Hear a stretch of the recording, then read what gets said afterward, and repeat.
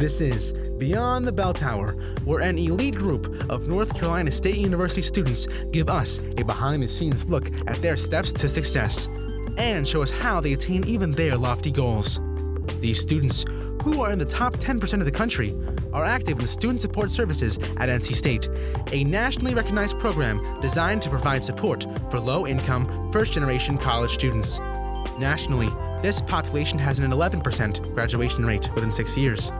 The Student Support Services students surpass that rate each year and go on to become doctors, dentists, accountants, and engineers. They work at Google, Apple, and the NCAA. They have earned PhDs in Ivy League colleges. These students go well beyond the bell tower to reach this level of success. Today, we are talking to Riki Dows, and she is a member of Student Support Services at NC State, and she's going to be talking with us for about an hour today. So, hey, Riki. Hey.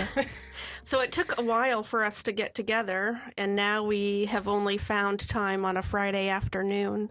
Yeah, because I don't have any classes on Fridays. Right, but you came from work. Yeah, straight from work. Oh my gosh. Well, I got changed, but yeah. Yeah, thanks.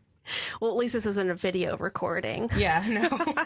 I was like, it would feel weird if I had to come in here in full uniform. So I'm just like, let me kind of dress down a little bit and for more like a casual atmosphere. Mm-hmm, exactly. Now, are you able to relax later tonight? Or do you have to go?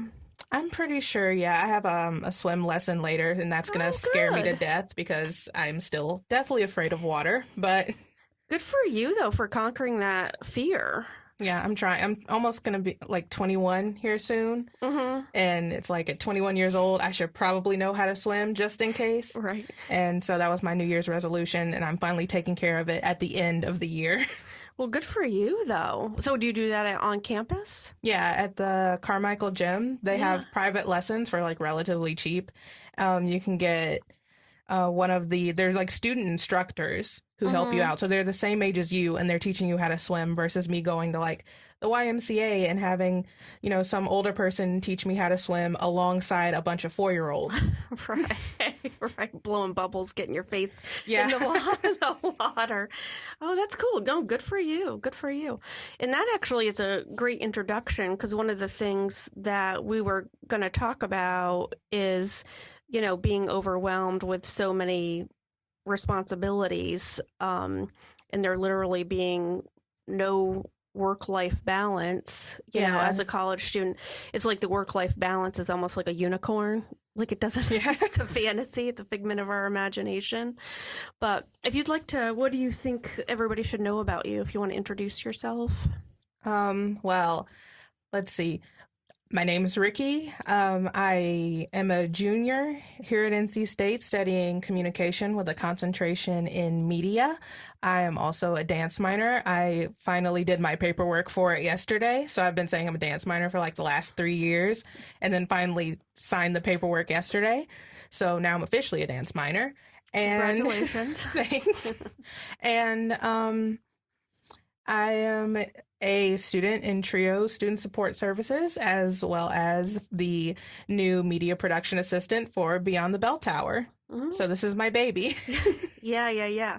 So, and then what else do you do? Why were you hired to be the production assistant? You have a lot of experience. Yeah. So I, in my studying of media, I've written some articles with The Technician and The Nubian Message, and I'm also, my main project is really with Student Media's radio station, so WKNC 88.1. I am a producer for the show Eye on the Triangle, and I do opinion and pop culture content, and I edit the audio there, I record the audio, that sort of thing. And so that experience is what led me to TRIO and Beyond the Bell Tower.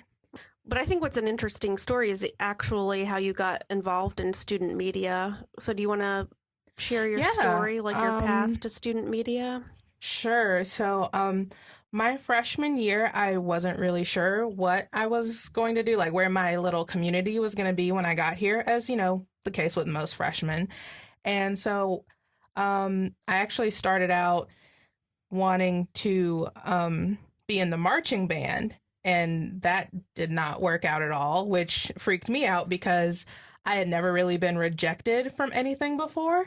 And so when I got rejected from the marching band, I'm like, oh, well, what do I do now? I don't really know where else to go from here. And so I was like, well, I'm in communication, so maybe student media will be a start. And so then I went to the radio station, filled out an application to be a DJ, and got rejected there too. So I all was in like, the same semester. oh, that was within a week. Oh my gosh. So I got rejected from the marching band's color guard on a Saturday. And then on a Tuesday, I went to a student media open house and signed the application. And then by that Thursday, they were like, thanks, but no thanks. Oh my gosh. But see, you survived. You're still here. I'm still here. And so that like tore me up because I was like 2 rejections within a week when before I had never been rejected from anything. Like, this is the girl who got accepted into all of her, you know, choices for colleges, got into all the student productions whenever I auditioned for shows, and got into all the dance programs and everything else. So I'm like, I was basically Wonder Woman in my head. There was nothing I couldn't do. And so then when I got rejected from like both of the things that I had loved for so long, I was just like, oh, well, I guess I'll, you know, stay in my room, go to class, stay in my room, go to class, go to work, stay in my room. But then I kind of just like, I had to get out of that because it really felt like I was going to go into like a depression or something, just doing that routine of going to work, coming back in my room, going to class, going to work, coming back in my room.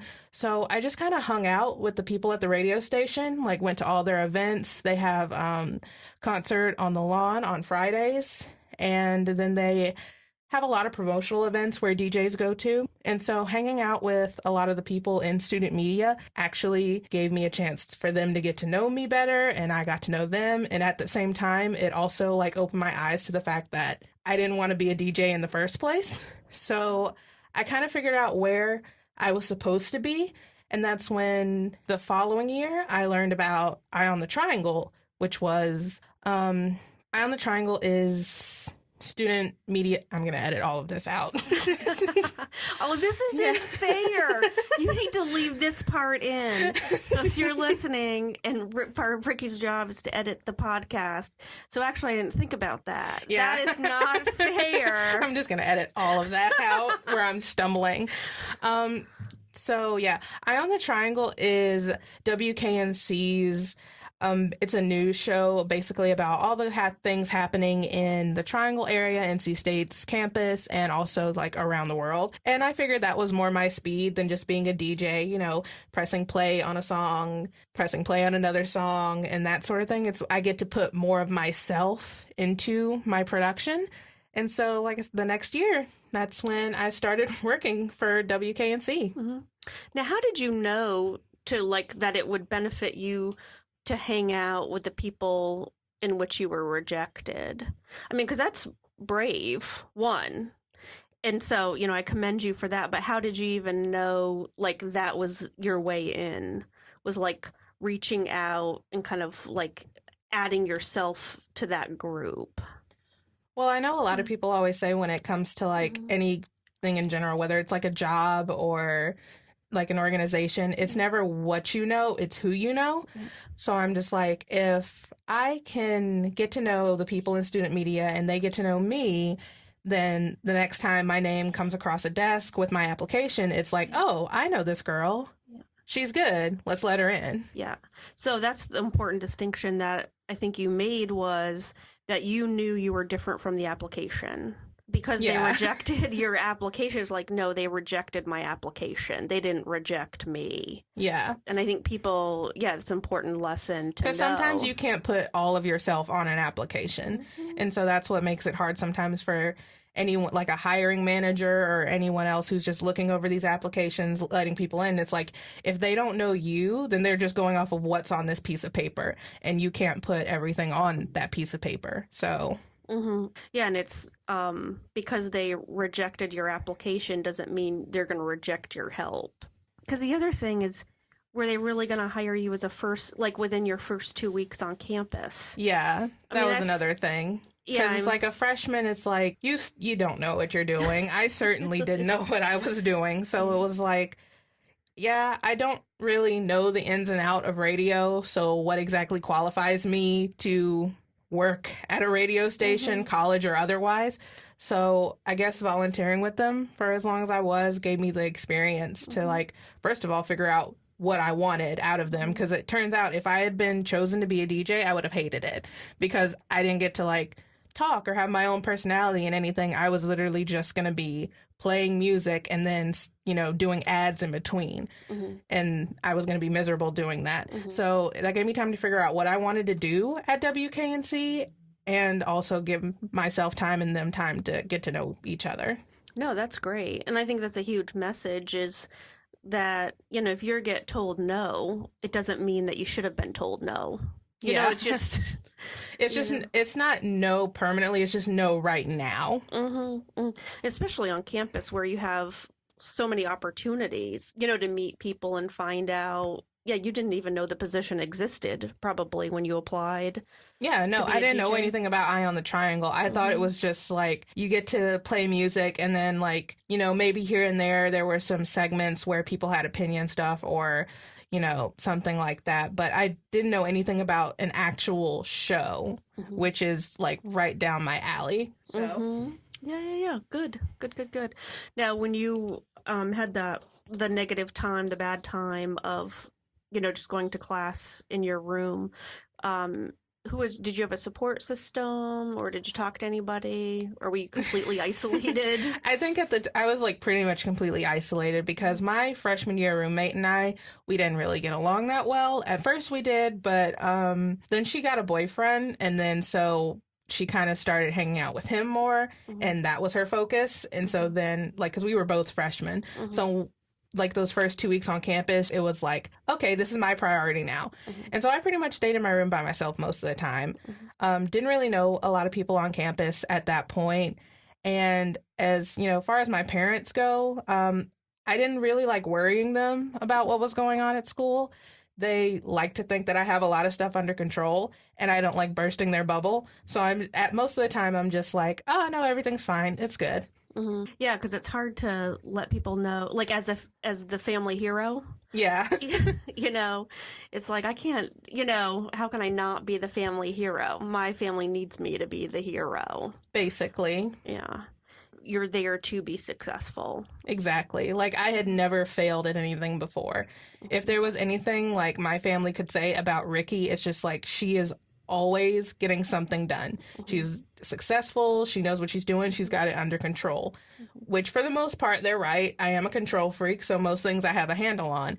But when I don't have a handle on something, it's so weird to say to them, like, I don't have it under control. Yeah. Cause I think the dangerous word is always, yeah, you know? Yeah. Cause nobody's always anything. And so knowing, like, you're not always going to have it under control. You're not always going to receive yes, you know, as the answer. And I definitely learned that within, like, the first couple of years of college. Yeah, because it's a dangerous word. Because I hadn't learned it up until that point. I hadn't learned the word, like, no. What does that mean? Yeah, and actually that's one of when they talk about emotional intelligence, that's one of the most critical skills to have is to be able to respond to no, you know, and manage it and not let it, you know, defeat you. So that's the thing is that you did it. Yeah, that's one of those skills that I have now that I didn't have before. So like in the future with, you know, job interviews or anything else like that. And if someone says no, then I'm just like, okay, I'll try again. Or I'll go a different route. Just, yeah, no for this application, this route, you know, for this position. But it doesn't mean. Yeah, no to me, just like no to what I can bring to the table. Right. Yeah, exactly. Now, when you were interviewing for the podcast position, that was one of the things that you had said is that because you didn't have that support system during that time, like how much having a podcast would have meant for you, you know, absolutely. To have this, like, yeah, how could I wish this existed 2 years ago because all the podcasts I've like listened to, edited, the stories that you've been telling me, the people were telling you, like, all of that information I could have used my freshman year, and I would have used it my freshman year. So I'm like, this is something that, like, it means a lot to me that I'm a part of it, because I know if I didn't know what I was doing those first few years, I know there are plenty of freshmen out there now who don't know what they're doing and probably have the same questions that I did, probably have the same doubts that I did. So it's like, this Beyond the Bell Tower, this whole project, this podcast, it's something that I know is going to help people. And that's why I love being a part of it. Yeah, because that's the thing I was just thinking about, is what's difficult is how would you have known as a first year student, like, I'm going to go out and I'm going to find a community to say, how do I manage being told no? Like, how do I manage, A, B, and C? It's like, who would you go to ask those questions? And so that's a piece of having something to listen to in the privacy of your own room. Yeah. So it's like, you don't have to, like, go to someone, almost, not that you shouldn't go to someone, but just in case you're like me and, like, feel almost ashamed of going to someone, something like this is, like, you can just put your headphones on and just be like, oh, okay, like self-help almost, and you don't have to let anyone know that you need the help. Mm-hmm. Not that there's anything wrong with letting someone know you need help, but I'm, like, a really prideful person. So, like, if something's wrong, I'm not going to tell anybody. I'm going to just try and figure it out on my own. Mm-hmm. And I know there are a lot of other people out there like that. And I think that's has been a theme throughout the podcast. Not that we want everything to be negative, but the piece of, this is how I dealt with, look, this is how I asked for help, because this is probably the first time you've ever needed help. Yeah. And so you don't know what to do, and you don't know, because do you know that other students were being rejected from things their first year? I'm sure they were, but at the time I wasn't, like, focused on that. At the time I was thinking about, like, my rejection and how it was the end of the world that I had gotten rejected from something. So it's like, realistically, yeah, like, other students are probably going through the same thing, but I am a drama queen at heart, so I'm just like, this is only happening to me. I don't know what to do. Yeah, because the interesting thing about the podcast, which you've talked about, is that, one, it benefits the person listening, but actually there's a benefit for the person telling the story. So it's actually, sharing, like, your story actually provides, like, stress relief and gives you perspective and kind of, like, that power of getting it off your chest. Yeah, kind of like an audio diary almost. I used to journal a lot as, like, a media major, of course. So, like, as a kid, I would just, like, write stuff down, journal it out. But I feel like talking it through sometimes, like, physically saying what's on your mind is, like, actually a little more uplifting. Yeah, because the arc of the story. Yeah. Where there's always... The metaphor. Arc of a story. Yeah. Perfect sense. Yeah. So I think that's the thing of, you say what happened, but it also, I guess, like, solidifies, like, where you want to be, Yeah. That makes sense. Yeah. So, because what you were saying before is, well, the new problem that you have that we've talked about, or not a new challenge, is from going from being rejected from the two things that meant the most to you, your first, semester, to now having too much. Yeah. I'm not being rejected from enough things. Right. I wish they would reject me more now, because it seems like everything I try to, like, go out for, it's like I'm being accepted. And so then it's like, oh, well, that's something else I'll just add to my Google Calendar, and then adding another thing and another thing until there's, like, maybe 15 minutes of space left in my day where I can, maybe grab a Nutri-Grain bar and sleep, and then that's the end of that and start all over again. So, yeah, that's been a thing that this year I've had a good amount of trouble with, just, like, piling too many things on my plate at once. And, one of the reasons why I've been piling so many things on my plate has just mainly been because over the summer, I told you about my best friend. She recently died of breast cancer. And so the way I deal with things is just, like, putting everything on my plate so I don't have to think about bad things. So at the beginning of this semester, I literally went to every single open house, put my name on every email list. Like, I thought I was going to be doing so much stuff. And then not even 6 weeks into the semester, I was like, this isn't going to work. Yeah, too much distraction. Yeah, you thought it was going to entirely. help you, but then it got to be too much, so it wasn't helping you. Yeah, no, I signed up to, I was already with the radio station. I've been with them for a while, but then I was like, well, maybe I can do the Nubian message too. And while I'm at it, let me join a dance team because I am a dance minor. So I'm like, let me join a dance team.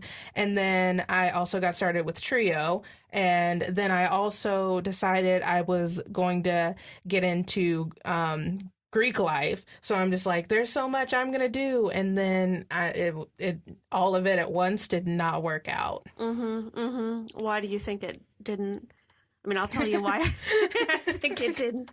But like looking back, because you've made changes. Oh, yeah. Right. I've cut more than a few things out of my schedule. Oh, and theater. Forgot about that. Which theater is a thing that I actually, out of everything I do, media and theater are probably like my top 2 priorities. So I had all of that on my plate and then ended up cutting out the one thing that I cared about the most, which was theater, because I'm not in any shows this semester. And it was because I was like, let me make some cuts in my priorities, and ended up like cutting theater out of it altogether because like that's one of the more full-time commitments. But yeah, theater, I'm actually kind of sad that I'm not in any shows this semester. Are you going to work on it for next semester? Yeah, next semester, definitely. And then working on top of all of that. Right. Well, I think that's the thing, is when part of the priority of the responsibilities are which ones actually are enriching. Yeah. You know, and so when it does come down to it, and that's what's so hard is, well, I need to do the ones that pay. Obviously, yes. But I feel better doing, you know, the ones that don't pay. Yep. And then, you know, you've done you have this history in student media, so you have to keep, you know, trying to do ones that like enrich my career almost, because I know I'm a junior, you know, my time's running out, so it's like I have to do stuff to pad my resume almost. So it's like doing stuff for like passion projects, then there's money because I still have bills to pay, and then my resume projects. And thankfully, TRIO gave me an opportunity to do all 3 at once. Yeah, and I think that's the important thing, is like you can. Yeah. You have to find it, you know, but I think that's one of the things that I hope other students realize, is that coming to us, like, that's our goal. We want you to be able to pay your bills. We know that's important. 2, we want you to get a job, you know, or go to grad school, obviously. And then because you're working so hard, you have to do something that you're passionate about. You know, because if you're just doing stuff for grades and money, I mean, that's where you get burnout. Then that's what happened freshman year. Just me like going to class and going to work and then going back in my room and then having no social life outside of that. I told my roommate like literally yesterday, I'm like, I'm pretty sure I was depressed my freshman year and didn't even know it. Yeah, and so what do you say with that for people? You know, what's the difference between just transition issues, you know, and then depression, or where it gets like a negative impact? Honestly, since I didn't even recognize it at the time, I don't think I would be able to answer that. But I definitely would say like this podcast is one way to go about figuring it out. Like if you listen to Beyond the Bell Tower, which I hope you are, then well, obviously, yeah, you are. Thank you for listening. But like your life is going to improve by the end of the podcast. We guarantee it. Honestly, like the lessons I've learned from like the 3 episodes I've listened to alone, like they've already helped me figure out things that like, and I'm still learning. I'm a junior, so it's like I'm already learning things that I can do differently. Yeah, so what have you learned from because the podcasts that you've edited, they haven't, at the time of this recording, they haven't been published to the website yet. But what are some things that you've learned so it makes people want to listen to the future ones? So recently the Morgan podcast, that was the one where I figured out, oh, wow, I can actually cut things out of my schedule and it's not going to be the end of the world. So the whole idea of me doing 7 activities in a day and being a part of, 3 different boards with university activities and that sort of thing. I was just like, I don't have to do all this. I really don't. I can just cut it down to the bare minimum of what matters. And so that's what I did. Because what did she do? What made you feel confident to do that based upon listening to her story? Basically, I remember her saying that she could, she just brought her priorities down to the things that were going to matter for her career, essentially. And, not everything, like an employer isn't necessarily going to look at your GPA and the 12 different groups you've been a part of and be like, oh yeah, you're a great candidate. No, they're going to look at the things that you've specifically done that they need your skills for. So for example, for me, my time with student media, while it's been, absolutely great and I still love student media, still going to continue to work with student media. Do you think other people should work for student media? Absolutely. Yeah. Student media is great. I've had a great experience there. It's just that I feel like in the field of media that I'm going to be going into, my writing skills and my producing skills are probably what they're going to look at the most versus just volunteering as a DJ or something like that. Exactly. Yeah. And what are some of the other podcasts so that's what Morgan shared, was that she cut stuff down and she still was accepted to multiple graduate schools and different jobs. Yeah. And it's when you have to cut it down to what matters per se. Because if I volunteer for, let's say University Activities Board, which I was for a little bit.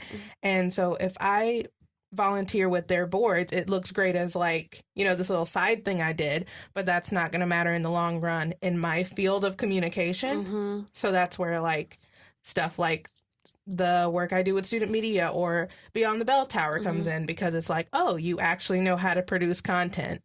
That's what we need. And there is such a thing as too much of a good thing. So we definitely want students to go out and volunteer and be involved, but not to the extent. At what expense? Right. Exactly.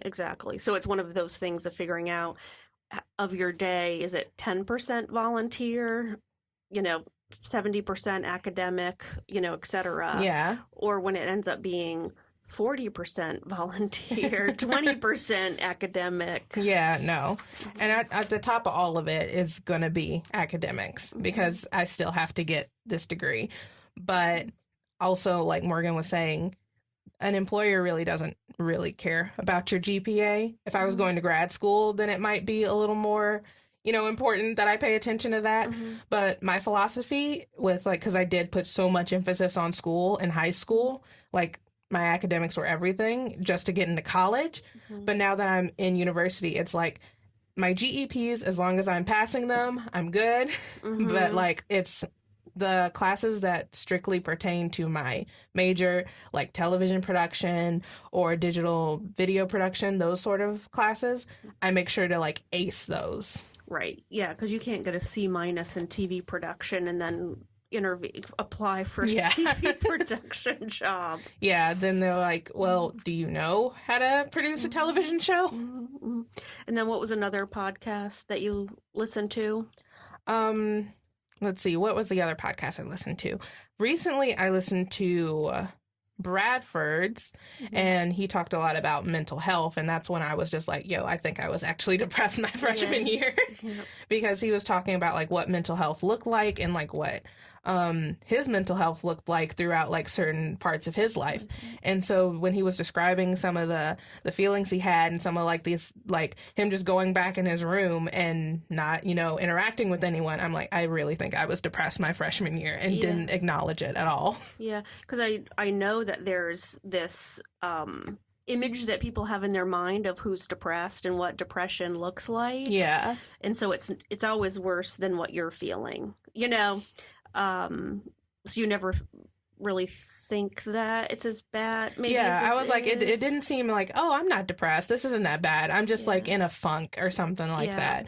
I didn't think that was what depression was, because my family has a long line of depression, anxiety, that sort of thing, especially my younger sister, and her depression is like a deep set depression. Yeah, it's more severe. Yeah, it's a more severe depression. And so when I got to college and I was just like, oh, I don't feel like hanging out with anybody. I don't feel like making, any sort of connections.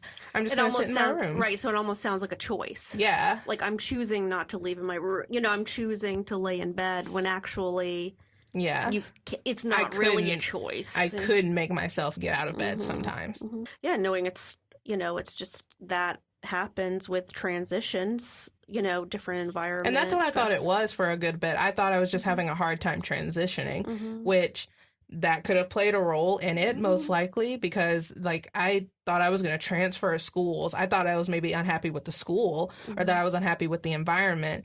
And I was missing my family a bunch. I just kept wanting to go home. I went home, I think, maybe 12 or 13 times that first year, and I lived 2 hours away from here.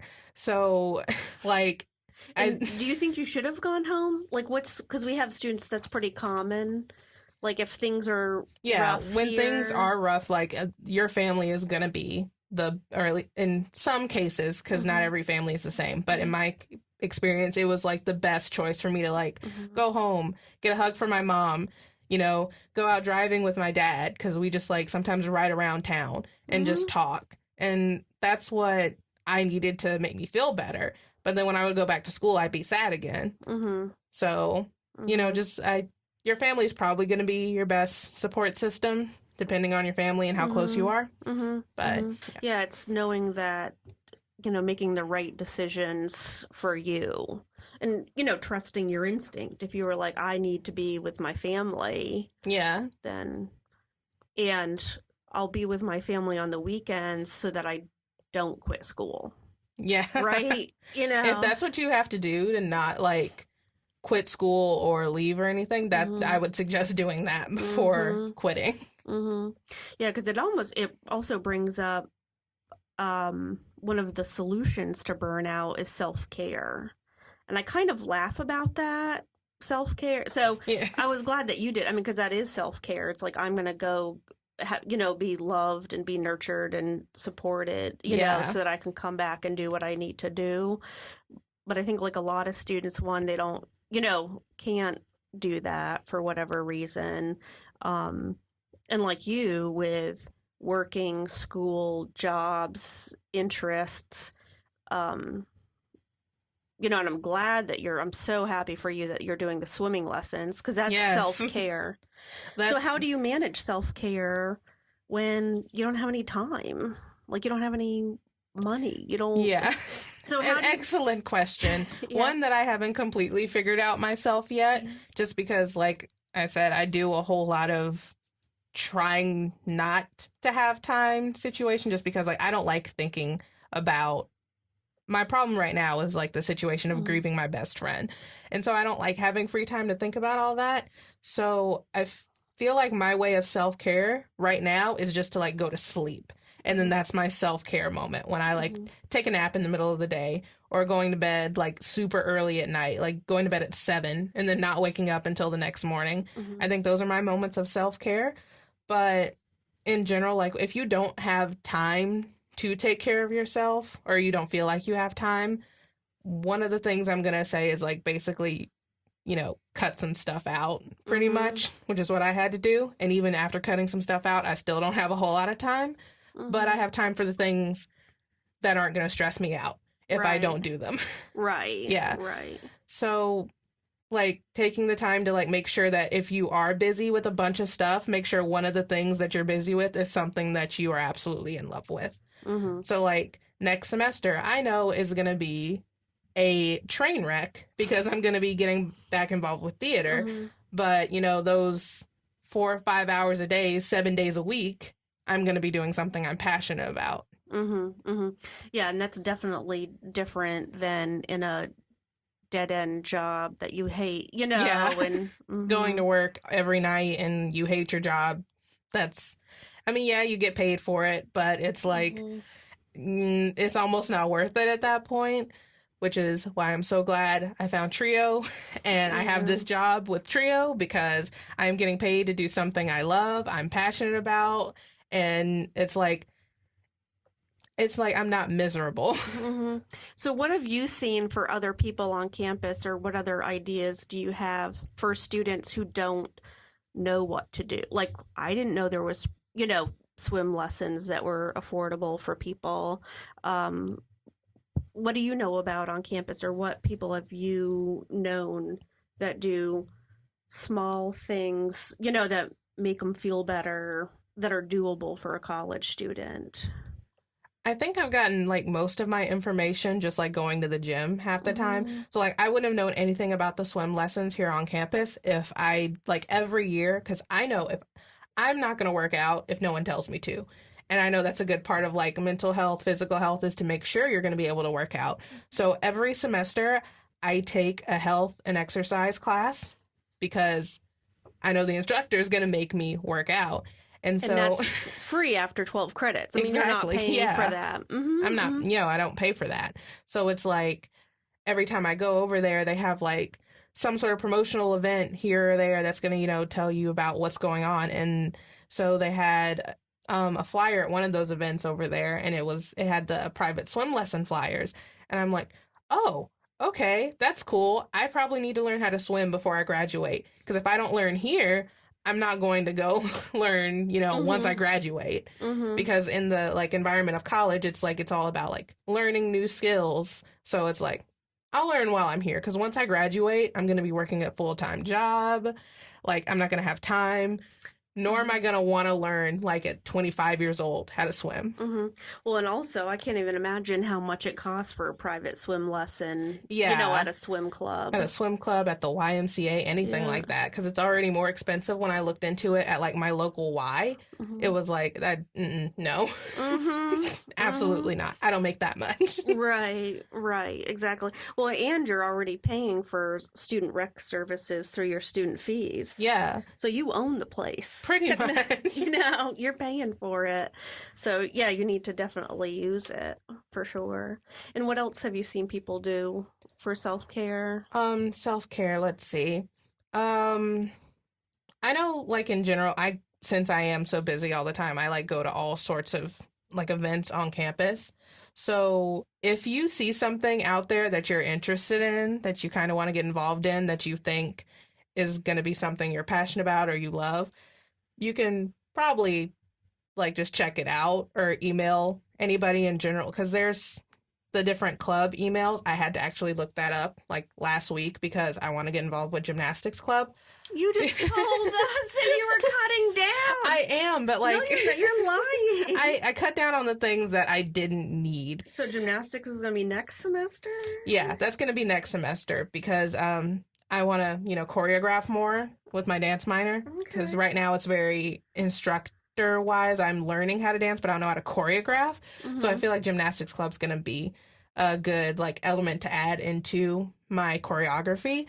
But I was saying all that basically to, like, let you know that there are, like, all these club emails, like, on the NCSU website. And they've got all the different clubs and organizations that you can get in contact with. Like, it's right there.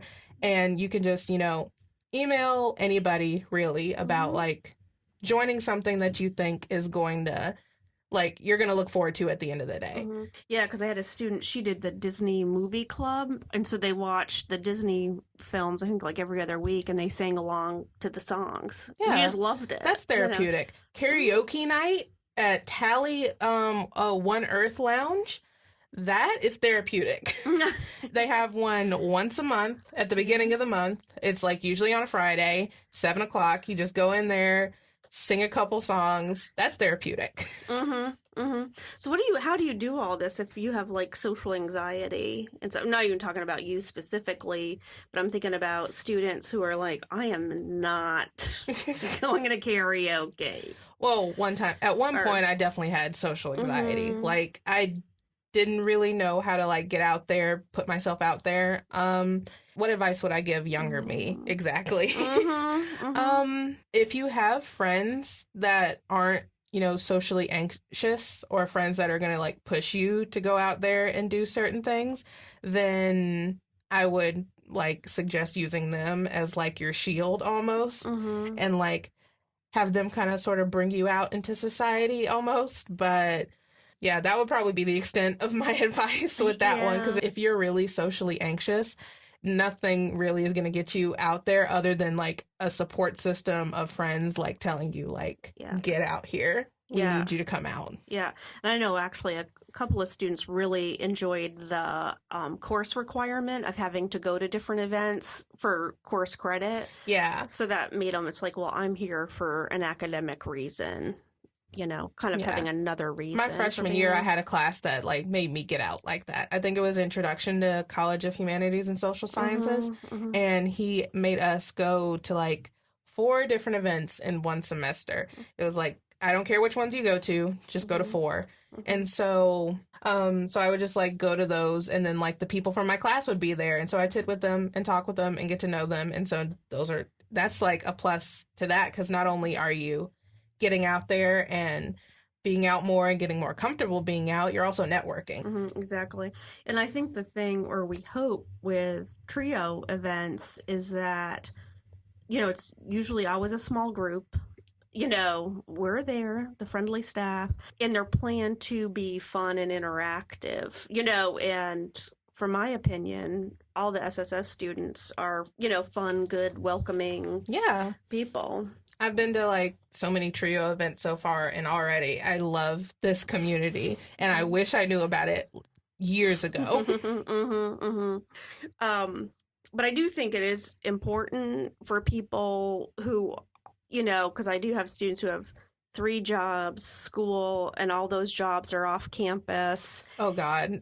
It's, you know, and so I do want to address that to them, is that like what we're talking about of being involved in student media and taking swim classes, and that may not be a possibility.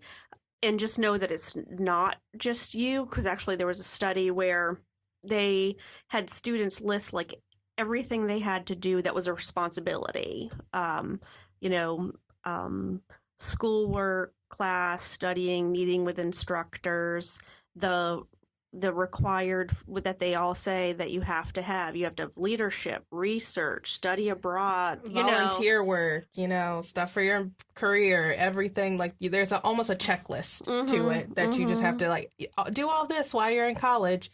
And I just already accepted the fact that I'm not going to be able to do all of that. Right. So, yes. So the one research study found that students work 59 to 71 hours a week, which probably for the TRIO population, where all of our students have jobs and et cetera, and a bunch of them have families, you know, that they're responsible for, that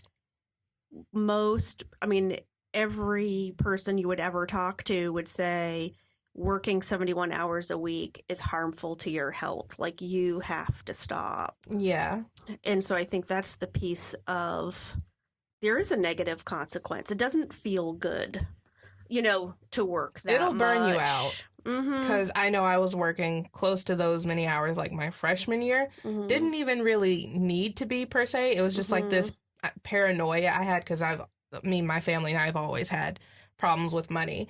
So it was like, once I was out on my own, I'm like, my college education is paid for completely to, you know, my working hard in high school, getting all the scholarships I needed, plus my financial aid with grants and that sort of thing. Like, my college education is paid for completely. And I'm also like a PAC Promise student. So whatever didn't get paid for from scholarships, it was going to get taken care of. So, but once I was out on my own and I needed, you know, stuff like food or laundry detergent or anything else like that, it was like, well, I'm not going to ask my parents to get me this stuff, because I mean, the situation has not changed back home. We still struggle with money. So it was like, I felt like I had to be working constantly just to like take care of what I needed. And I honestly didn't really need to be like working those many hours. So it's like, well, it is that catch-22, is when you're not working, you feel guilty that you're not working. Yes. And then when you're working, you feel guilty that you're not doing, again, all of those things of school, leadership, research. Yeah. So it's like, I mean, I don't know how I got over that catch-22 almost, because for the longest time it was like, if I'm not working or doing something about school, then I'm wasting my time. But I guess I just got to a better understanding of just like where I needed to be good mentally, because I don't want to like be depressed all 4 years of, college. Right. And they actually say with people who, work too much, like are too, like whatever, like overscheduled or whatever, you're actually less productive because you don't feel good about your job. Yeah. Because it's like, oh, I should be studying. So you're not fully engaged in your job, doing a great job at your job. And then at school, if you put in like all of that extra time, that's needed to get the A plus, then you're feeling guilty, that you should be working. And that's the piece I think of that I'm glad that you've come to, is there is that balance, and actually that balance will make you more productive. Yeah. Even though it thinks like, well, no, how I increase my productivity is by doing more. And that's actually not true. And actually, like, by spreading yourself so thin, like being in like 12 different organizations, all these different clubs, whatever extracurricular stuff you have, you're spending at most like 20 minutes of your time in each one, or like an hour of your time in each one, and you're not really like going in depth with your involvement. So I almost feel like you were saying, that's less productive than just sticking to like 2 or 3 clubs and calling it a day with those, because then you can actually have involvement in those. Yeah, exactly. And I think that's the piece too of understanding all the other resources that are available that for free or reduced cost, so that you're not relying completely on your part-time job salary to meet all your needs. Yeah. So we have the food pantry. The one that students go to all the time is they give out grocery store food on Monday nights. And so yeah, you sent me the information about that one actually, and then I texted. I can't remember her name at the moment, but I texted her and she was like, "Oh yeah, sure, just come on Mondays." And so that's like almost one less thing I have to worry about, paying for. Yeah, so that's the piece too, is will that, help you like cut down on your hours, or even the stress level is that all of your needs are not dependent upon this part-time job. Yeah. That, food, clothing, even with a clothing closet, with SSS, with, printing for free and all of those things, that you can rely on those things, that you have a safety net. Yes. So that it makes me feel better in the long run about like not working, because in the past I've worked 30, 40 hours a week roughly, trying to be like a full-time student and be involved with stuff on campus. And this year has probably been like, even with 2 jobs, which is my first time working 2 jobs at the same time, I still don't work more than 20 hours a week. And that is like a godsend.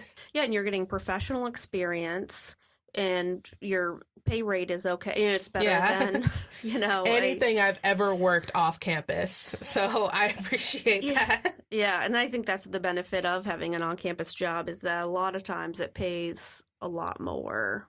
Exactly. Sure. And I don't have to like worry about how I'm going to get to work and like how much that's going to cut into time of my day. That's like less time I'm working on something academic. I have to get to work, take the bus or whatever else. So it's like, if I need to get to work, it's literally like a 10-minute walk, 15-minute walk, and that's the end of that. Yeah, exactly. And I really want to, which I know you want to really reinforce with people, have a strong emphasis, is about benefiting from the podcast. We definitely want people to listen and apply the things that people are, the guests are saying. But as we said before, there's a benefit to the actual person telling their story. And so how should people get involved if they want to tell their story? Because that's the other piece of managing all those stressors, is having the opportunity to share their story with other SSS students. Yeah, so obviously the, Beyond the Bell Tower is one way you can definitely get your story out there. So, just come on the show. We'll record it. You'll get like a free therapy session. I don't like charge or anything. So the bill will be in the mail. Yeah. So there's that. But like at the same time, like one of the things I've loved about media has been like, that's my way to get my voice out to people. That's why I knew, like, I was going to hate being a DJ, because there's no, you know, voice in that. It's just a lot of music playing. And so media has always been just like a way to get a story out there that someone didn't know about, or get a perspective out there that someone hadn't heard before. And so student media is going to be your best bet when it comes to, like, if you want to be heard, you're like, that's the best way to put your voice out there. Whether it's like, you don't even have to work for student media to get your voice out there, actually, because if you want to write an article for the technician or the Nubian, you just like do one of the letters to the editor sort of situations. Like, you write a piece, send it to the editor in like response to something, or about like some sort of event that's happening on campus, or like in general that you feel passionate about, and they will publish it. Like, you don't even have to be a student media employee to do that. Mm-hmm. So, like, that's something you can do. And then just, like, in general, volunteering with them. Like, they're not going to tell you, don't volunteer. Mm-hmm, mm-hmm. And then even the submitting the stories to the technician Nubian, that you can do from the privacy of your own home. Like, there's no structured work, you know, don't even have to leave your dorm, apartment, house. Like, there's no scheduling to that. You can just be like, oh, there was something I saw in the technician, or there was something that I saw happening on campus that I feel really strongly about. Let me write something real quick. And you can just, like, be in class ignoring your professor's PowerPoint and just writing. No, you can't. Just write that out and then send it. And then you go right back to taking notes. Mm-hmm, mm-hmm. Yeah, and I think that, like, there's no requirement for the amount of articles you submit, or... No. Yeah. Not at all. Mm-hmm. And it can just be cathartic in writing it, you know, without needing to have it published. Yeah. Like, if there's just something you want to say it. Mm-hmm, mm-hmm. And that's actually the piece with being low-income first generation, is it's a very small percentage on campus, which it may feel like sometimes. I didn't even know, like, it was that small of a percentage. Mm-hmm. I don't know why I didn't think that. It makes sense that it would be a small percentage of, like, low-income first generation, but I wasn't expecting it to be as small of a community as it was. Mm-hmm. So when I got involved with TRIO, it was kind of like, oh, okay, this really is like a small representation. Mm-hmm. And so I think, like, TRIO is one of the better ways of getting that narrative out there, especially with this podcast. Mm-hmm. And that's the thing too, is that being, like, almost feeling like a little person, you know, by yourself and not feeling connected, but writing that article or going on student media, and like you did with the Eye on the Triangle, like producing, it's like you are getting your voice out there. You're no longer this, you know, isolated person in your dorm room. Yeah. You know?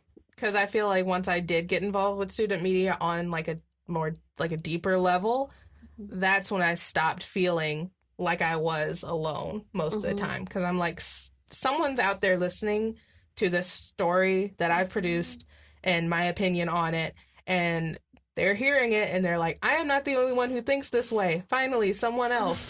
So it's like, almost like...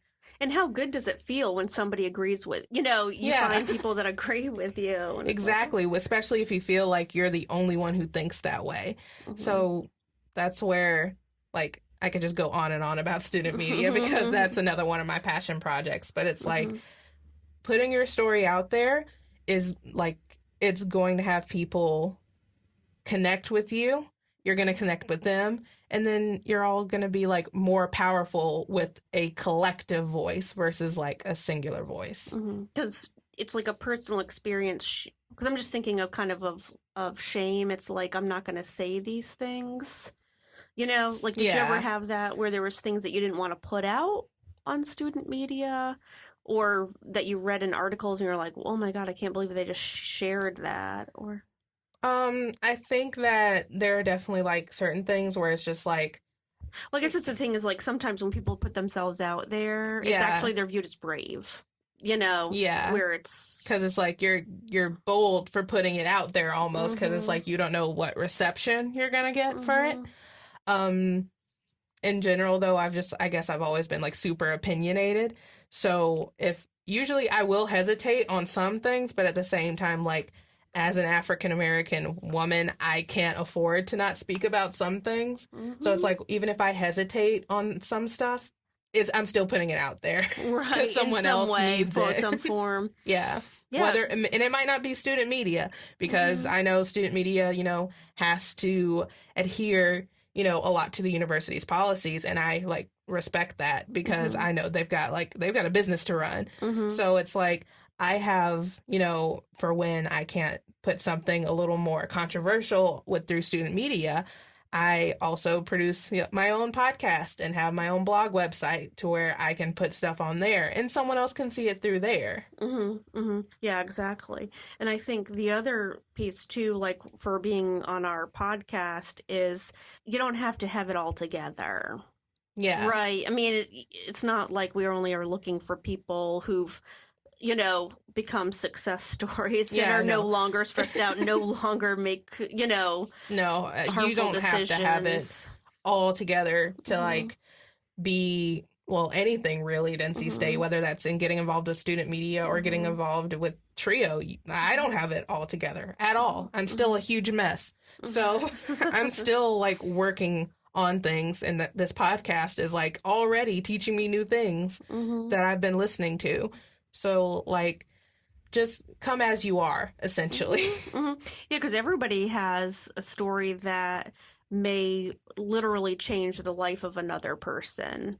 So you just, it's almost, you're doing a disservice by withholding your story, when your story could be so beneficial to other people. It's like, don't you want to help other people? And don't be ashamed either of, like, whatever, like, is in your story that you feel like, because I guarantee you someone else has gone through the same thing you went through, because like I would not have shared a good bit of the stuff that I shared today if it wasn't for the fact that it was like learning already from other podcasts, from listening to, is like, oh, I'm not the only one who feels this, they're going through it too. So then when I figured I would record this one, it was just like, I know someone listening has gone through this. They've had these same emotions I've had. They've dealt with the same thing I did with, not wanting to ask their family for any help, or, feeling depressed and just going back in my room and not, wanting to socialize with anyone or do anything. So it's like, don't feel shame about what's in your story. And I really, really appreciate you talking about what you're struggling to with your friend. And I know you've said is the overscheduling worked for a little bit, until and I go back and forth, honestly. I even now, like, thinking about it, like, I don't talk about it. Most people don't even know that I'm still dealing with this right now. So it's like, I will still have my moments, and there will be more moments throughout the rest of the year where I sign up for more stuff and then have to like cut it all back down because I know how I operate. So, I mean, like I said, it's still a huge mess, but I'm willing to talk about it so that way we can all be huge messes together. Join the pile of mess. Yeah. We'll work on it. We'll clean it up eventually. Yeah. Exactly. Well, thanks so much, Riki. Is there anything that you want to end with? The words of wisdom. Yes, please get involved with Beyond the Bell Tower, because I want to make this so huge, because I know for a fact I would have benefited so much from this if this existed my freshman year. I don't know where I would be now if this had been like around then. Probably in a much better place, honestly. So it's like, I want this to become like a huge thing. So any students listening, this is going to be your chance to come on and get involved, and we're going to... And that's the thing, is that current students and future students, because it's published on a website, so your future students they need you. Like, they need your story. They need your voice, so that way they know, like, when they come here on this campus, they will not be alone. And we're all going to finish college together. We're all going to get our degrees, and we're going to be successful human beings. And regretfully, it's not going to look pretty. No. The entire, no. all the time. But, the job is going to get done. for sure. Yeah. For sure. Well, like I said, we'll all be huge, big messes together until we reach the end. Right. Well, thanks so much, Riki. Thanks. TRIO Student Support Services Program and Student Support Services STEM are federally funded college retention and completion programs. These programs focus on academic, personal, and career support for under-resourced undergraduate students. At TRIO SSS and SSS STEM, our goal is helping our students reach their goals. We are currently accepting new students to our program. Apply today. Go to www.ncsu.edu to learn more about student support services at NC State.